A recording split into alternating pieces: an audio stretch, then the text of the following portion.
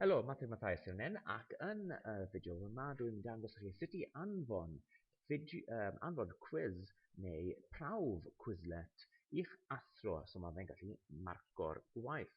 Nawr, y peth cyntaf mae angen chi wneud, wrth gwrs, yw ateb pob cwestiwn. Okay? So, dwi'n mynd i ateb un cwestiwn fan hyn, ac wedyn mae angen i ni mynd trwy nhw gyd. Okay? Ac wedyn, beth mae angen i wneud ar ôl i ateb pob cwestiwn, mae angen chi mynd i waelod y tudalen ac mae bwtwm na sy'n gweud check answers. So, clico check answers. Ac chi'n gallu gweld fi wedi cael rhai yn gywir, fi wedi cael rhai yn anghywir.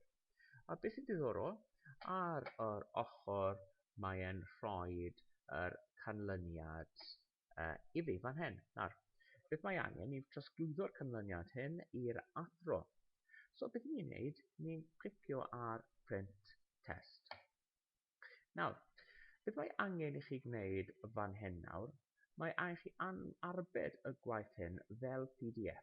Chi ddim eisiau printo fe mas ar bapur, heblaw mae'r athro yn gofyn i chi wneud hynny wrth gwrs. Nawr, beth mae angen i chi gwneud ydy chi'n mynd i change destination, ac ar hyn o bryd mae fe ar PDF gyda fi.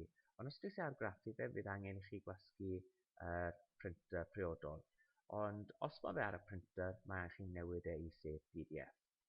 A wedyn mae angen chi arbed y gwaith i'ch folder documents chi.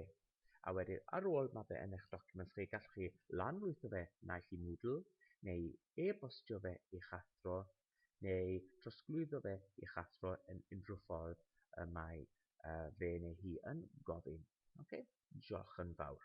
Os mae unrhyw cwestiwn gyda chi, gallwch chi e-bostio fi mm@glantaf.cardiff.sch.uk. Okay? Diolch yn fawr.